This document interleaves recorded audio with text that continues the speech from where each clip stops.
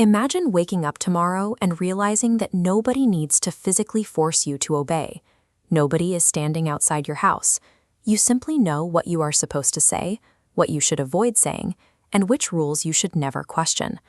The most efficient system of societal control does not rely on external threats like laws or armed enforcers. It operates by moving inside your own decision-making process, driven by one of our oldest survival mechanisms, fear.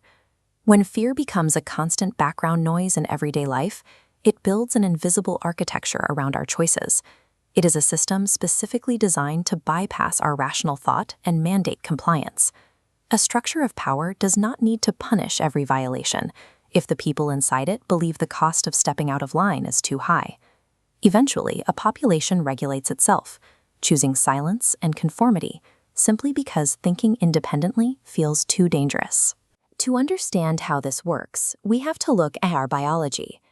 Millions of years ago, the human brain developed a primitive threat detection center known as the amygdala. Today, that ancient hardware still actively competes with our prefrontal cortex, the area of the brain responsible for logic, nuance, and long-term planning. When the amygdala detects danger, it acts as a biological fire alarm. It temporarily hijacks the rational brain, forcing us to drop complex questions and prioritize immediate, decisive action to stay safe. Combine a perceived threat with perceived helplessness, and the immediate output is compliance. If an authority artificially inflates a danger while convincing you that you cannot handle it alone, your fear intensifies even if the actual danger hasn't changed. Whoever successfully manages a population's perception of helplessness effectively controls the fire alarm inside their heads. This graph illustrates what communications researchers call the mean world syndrome. It compares a steady downward trend in real crime statistics against violently spiking news coverage. It shows how heavy consumption of mass media creates a distorted picture of reality, making the world feel increasingly dangerous, regardless of the actual data outside your window. Digital algorithms monetize this by exploiting our negativity bias, the evolutionary trait that makes us pay closer attention to danger than to positive information. By feeding us a constant stream of outrage, digital platforms keep us in a state of chronic hypervigilance, making us far easier to distract and manipulate. This exhausted state is highly useful for those seeking power. In 1513, Niccolò Machiavelli codified a straightforward political principle: it is far safer for a ruler to be feared than loved.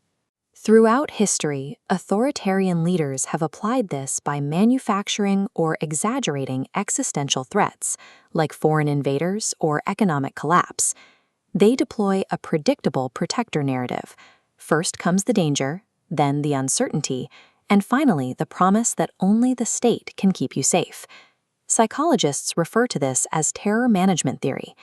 When citizens are reminded of their own mortality, they naturally cling to strong leaders and rigid in-group identities that promise order, even at the expense of their own civil liberties.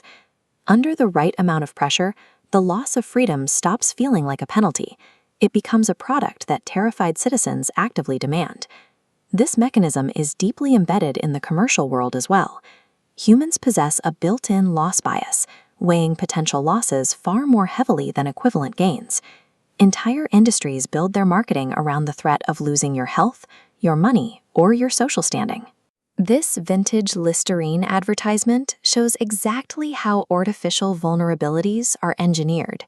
In the 1920s, marketers took a completely normal human trait, bad breath, and rebranded it as a tragic medical condition called halitosis. They framed it as an inexcusable social threat that required their specific commercial remedy.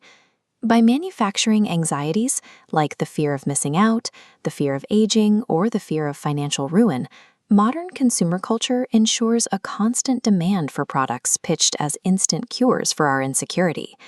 But the tightest restrictions often come from the people right next to us. Because our survival historically depended on group belonging, the fear of social isolation is incredibly strong.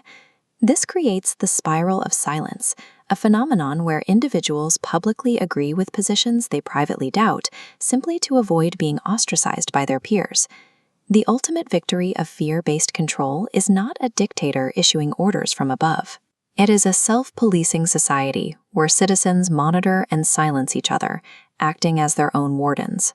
Constant chronic fear physically narrows cognitive attention. A frightened brain stops looking for long-term consequences, alternative explanations, or nuance. It only scans for the fastest possible path to safety. A narrowed mind is much easier to direct.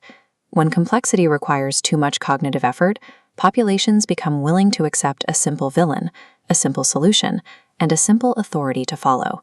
You can resist this manipulation by recognizing its patterns. Watch for demands for urgent action that lack hard evidence. Be highly skeptical of any narrative that conveniently identifies a scapegoat while offering a single figure or institution as your only protector. The most reliable countermeasure to manufactured fear is combating your own sense of helplessness. By focusing strictly on what you can verify, what you can control, and who actually benefits if you stay afraid, you restore your personal agency. The goal is not to eliminate fear entirely. True psychological freedom is recognizing the cage that has been built around you and choosing to maintain your independent thought, even when you feel afraid.